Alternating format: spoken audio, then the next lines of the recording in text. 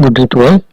Welcome to the part 2 of Unit 4, the constitutional remedies given by the uh, uh, Government of India. Right against the exploitation has been covered in from Article 23 to 24. So, in Article 23 prohibits the human trafficking and forced labor or any act of compelling a person to work without wages where he was legally entitled not to work or to receive remuneration for it. Any contravention leads to an offence. However, it permits the state to impose compulsory service for public purposes, including conscription and community service. So a government can impose a person or a group of persons for public purposes, including conscription and the community services. The Bonded Labour System Abolition Act 1976 has been enacted by the Parliament to give effect to this article. So this act has been enabled by the Government of India, which has been passed by the Parliament on 1976 to enact this right. Article 24 prohibits the employment of children below age of 14 years in factories, mines, and other hazardous jobs. The Parliament has enacted the Child Labour, the Prohibition and Regulations Act 1986, providing regulations for the abolition of and penalties for employing child labour as well as provisions for rehabilitation of former child labourers. So for this ministry also been set up by the Government of India and the Government of Tamil Nadu. The Employment of Children Act 1938 was the first act to prevent the child labour. Next is our right to freedom of religion. So Article 25 to 28 is speaking about the right to freedom of religion. Article 25 guarantees all persons the freedom of conscience and the right to preach, practice and propagate any religion of their choice. This right is, however, subject to public order, that is, it should not violate the public order in any manner, morality and health, and the power of the state to take measures for the social welfare and reform. It should not intervene with the state power, practice of state power for the social welfare. The right in this article shall not affect the operation of any existing law or prevent the state from making new law. And Article 26 guarantees all religious denominations or any sections subject to public order, morality and health to manage their own affairs in matters of religion, set up or manage institutions of their own for charitable or religious purposes, and own, acquire and manage property in accordance with the law. These provisions do not derogate or deviate from state's power to acquire property belonging to the religious denomination. So a state can deviate property from a religious institution also on public interest. Article 27 guarantees the freedom for payment of taxes. No person can be compelled to pay taxes for the promotion and maintenance of any particular religion or religious institution. Article 28 prohibits religious instruction in a whole State-funded educational institution and educational institutions receiving aid from the state cannot compel any of their members to receive religious instruction or attend religious worship without their consent or their guardian's consent in case of minor. So, religious institution or educational institution cannot compel a person to follow religious instructions without his consent. Cultural and educational rights, Article 29 and Article 30 are speaking about these rights. So, Article 29 grants a citizen having distinct language, script, culture of its own the right to conserve, develop the same, and thus safeguard the rights or interest of minorities by preventing the state from imposing any external culture on them. So, the reservation policy is subject to the reservation by the state for socially, educationally backward classes, as well as reservation of up to 50% of seats in any educational institution run by a minority community. So this article is very important when we are speaking about the reservation given by the state. So this article enacts and empowers the reservation policy of the Government of India. Article 30 guarantees the right of minorities to set up and administer education institutions of their choice in order to preserve and develop their own culture, and prohibits the state while granting aid and discriminating against any institution on basis of the fact that it is administered or managed by religious or cultural minorities. So, government cannot deny a religious or cultural minority institution to be developed.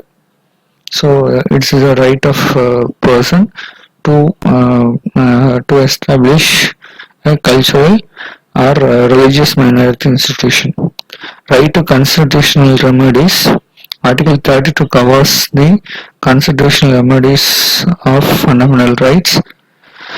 So Article 32 provides a guaranteed remedy for enforcement of all the other fundamental rights by the following writs. So writ petitions are basically divided into 5 categories: habeas corpus, mandamus, prohibition, certiorari, or quo warranto. So these writ petitions are enacted by the Constitution of India in order to protect the right of the people. So the people can use these kind of writ petitions for protecting their own rights. So Article 226 has been enabled by the Constitution of India, and you have to keep in mind that it is not a fundamental right in itself. But the Article 32 has given empowerment on the fundamental right and guaranteed remedy for protection of the fundamental rights of people of India. The directive principles of state policy embodied in Part 4 of the Constitution are the directions given to the state to guide the establishment of an economic and social democracy as proposed by the preamble. So Article 36 to 51 are giving the directive principles to the state. Article 36 defines the state, who are the state. So the state can be a government of India or government of any states in the territory of India, or the union territories also given as the name of state. Article 37, application of principles contained in this part. So the provisions contained in this part shall not be enforceable by any court, but the principles therein laid down are nevertheless fundamental in the governance of the country. So they cannot be a fundamental principle of a governance. So they can be supportive ones.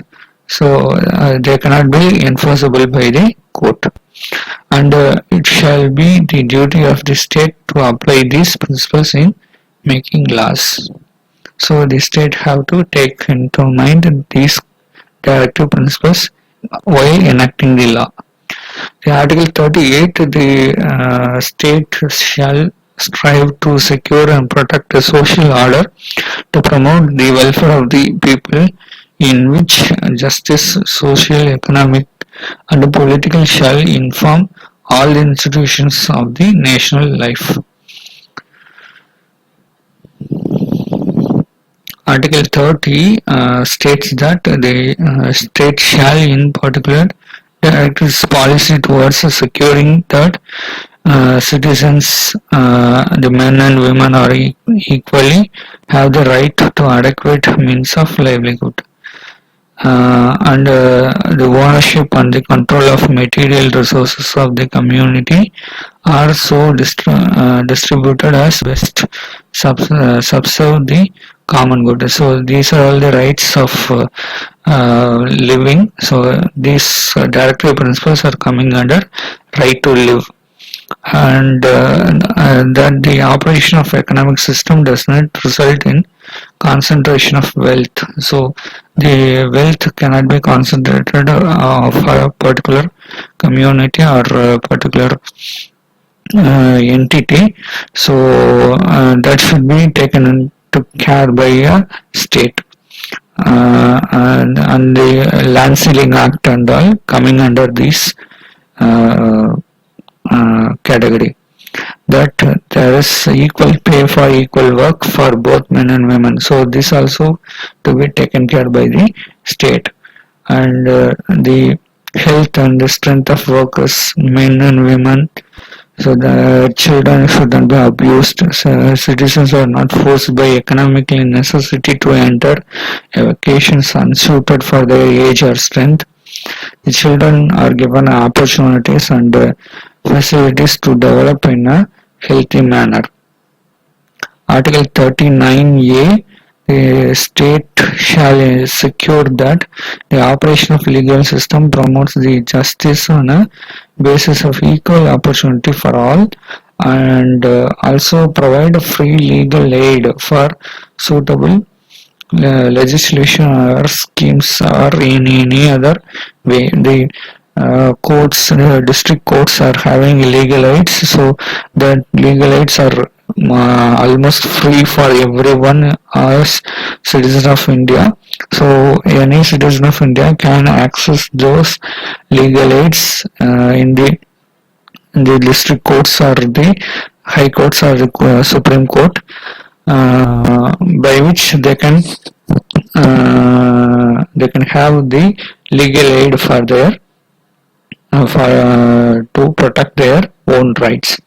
Article 40, the state shall take steps to organize village panchayats and endow them with such powers and authority as may be necessary to enable them to function as unit of self-governance. So Article 40 is the basis for the establishment of Panchayati Raj Law Act. Article 41, the state shall, within the limits of its economic capacity and the development, make a effective provision for securing the right to work, to education, and to public assistance in certain cases like unemployment, old age, sickness, and disablement. So the government can enact any schemes in order to eradicate the unemployment and in order to safeguard the old age and sickness and the disablement persons, and education and right to work. So the government can take any economic activity and it can work on for increment of economic capacity and the development of the nation. The Article 42, the state shall make provision for securing just and human conditions of work and for maternity relief.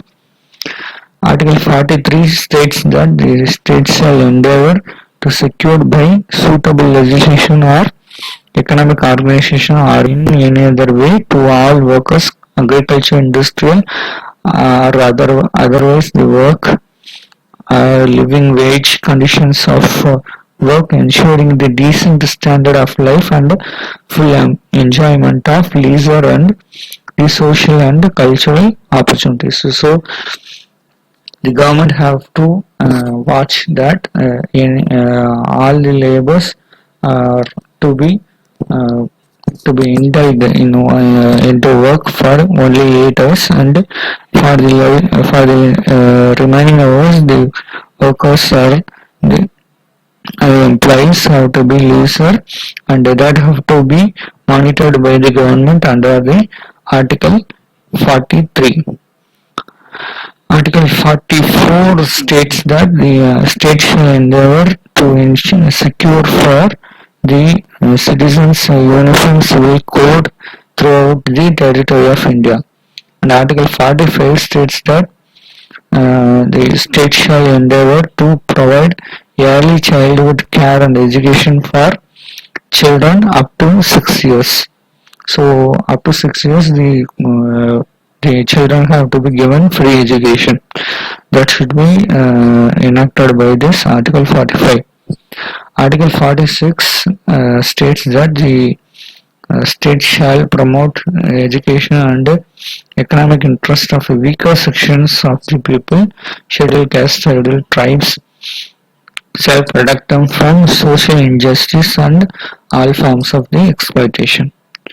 And Article 48 states that the state shall endeavor to organize agriculture, animal husbandry, or modern scientific lines, and shall in particular take steps for preserving and improving the breedings and prohibiting the slaughter of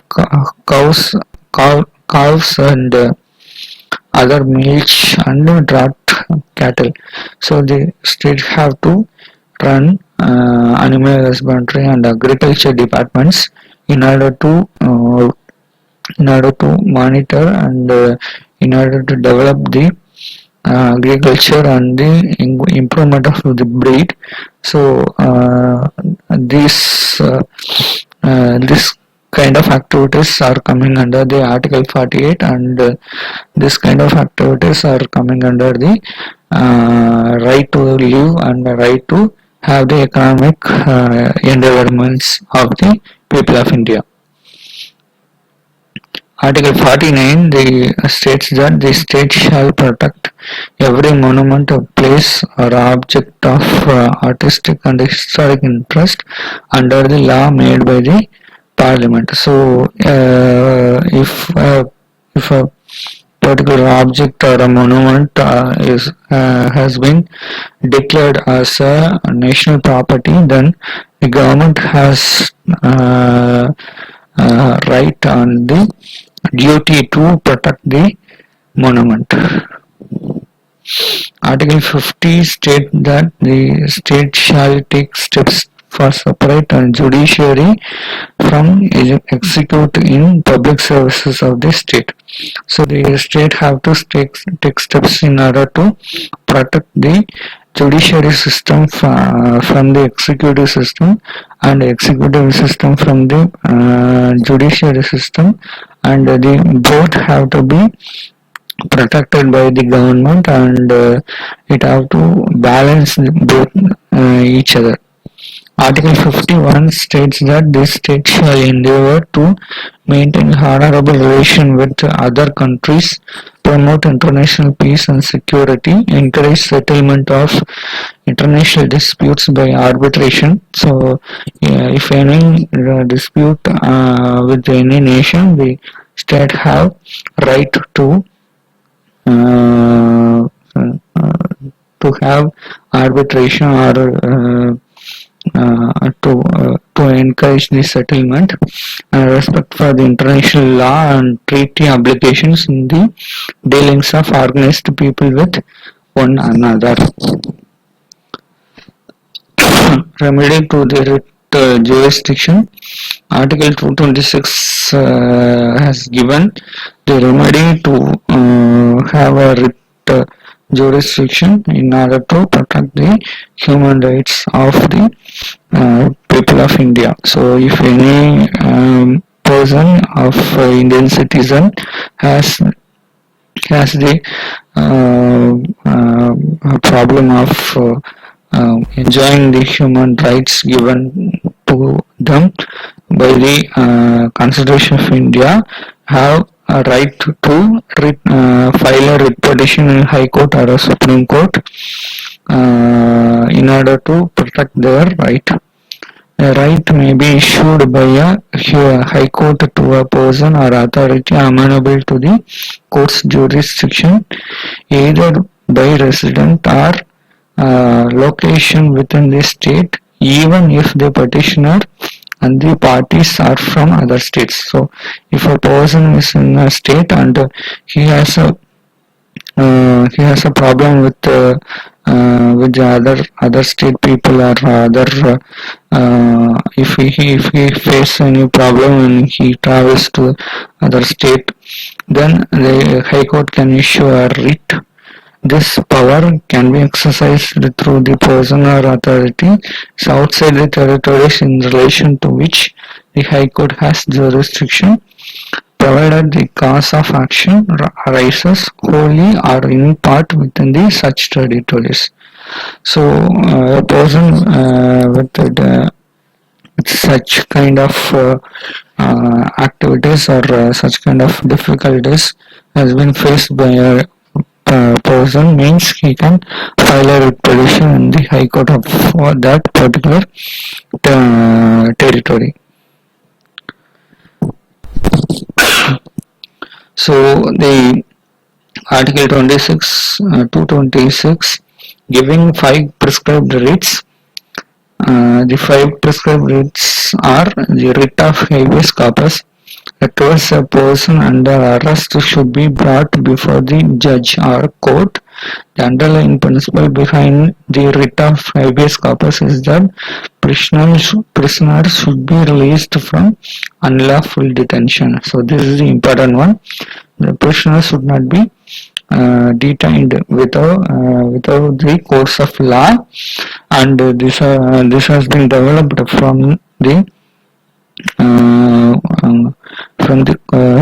King's era of the Indian history. So some of the kings have taken measures to protect the war prisoners also. So the state or authority shall not have any right to detain a prisoner without the course of law. Writ of mandamus is another important jurisdictional remedy in which an order is passed on from a superior institution to a supplementary or subordinate court or authority that prohibits the court or government officials from performing certain act under the nature of statutory obligation. This is basically issued in the form of command to either take a particular form of action or refrain from doing it.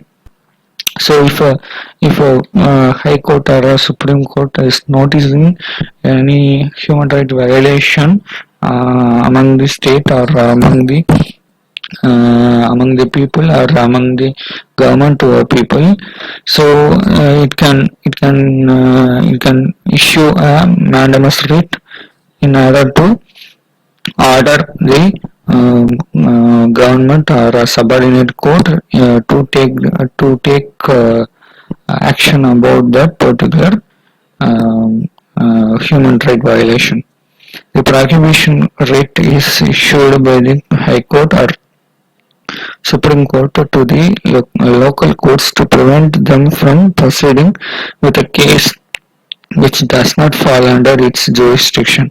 So, if a Supreme Court or a High Court notices that a court is taking a case which is not in their jurisdiction, that can be intervened and that can be stopped by the High Court and the Supreme Court to stop the particular court to take any legal action. Certiorari is a writ issued to lower courts when these courts have gone beyond the scope of their jurisdiction. So this is also same as that of the prohibition writ. Quo warranto is a writ which is issued to a person who has been wrongly appointed in the office of authority. So in government offices, if any person has been wrongly appointed, means that can be brought into the notice of the court by the quo warranto writ petition. These obligations, the accused of presenting whatever evidence he or she has to the court to support the reasons for occupying the particular post. So that particular person have to submit the evidence of his employment and the eligibility certificates for his post to the court.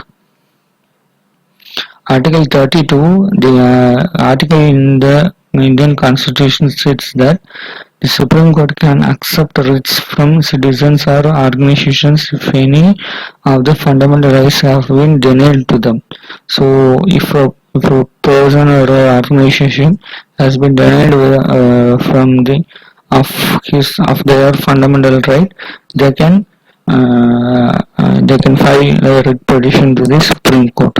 Along with the exercising writs, the Supreme Court can also give other lower courts or even take away the responsibility of jurisdiction for certain cases.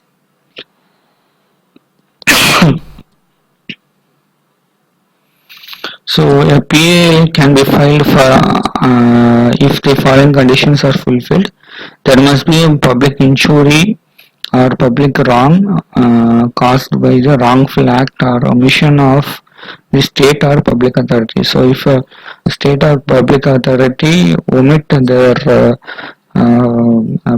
particular duty due to which public has been injured or society has been injured, then PAA can be accepted. It is for enforcement of basic human rights of weaker sections of the community whose fundamental and constitutional rights has been infringed. So if a weaker section of the community,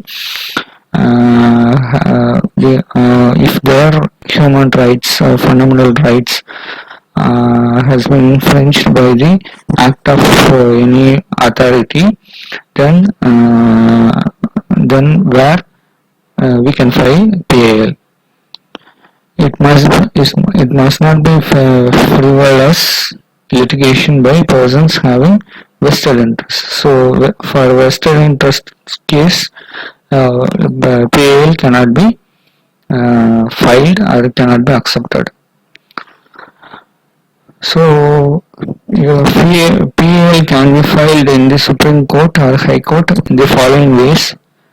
So either by sending letter petition with relevant facts and documents to the Chief Justice of concerned court. Letter can also be accepted as petitions. By directly in that case, this particular cases should be fulfilled. The reasons should be fulfilled by directly filing the PAA in the court through the free legal aid services. So legal aid services can also give services to any person who has been affected by the human right violation can directly file a PAL petition to the court, either in the High Court or in the Supreme Court. By directly filing case with the help of any PAL lawyer. Any lawyer cannot file PAL.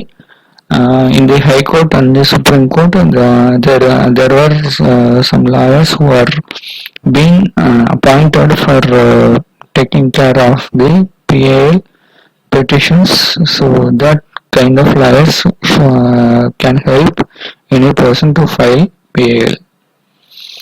By filing case through NGOs or PAL firms. Some of firms are available in the cities of Delhi and other state capitals, and through NGOs also a PAL can be filed.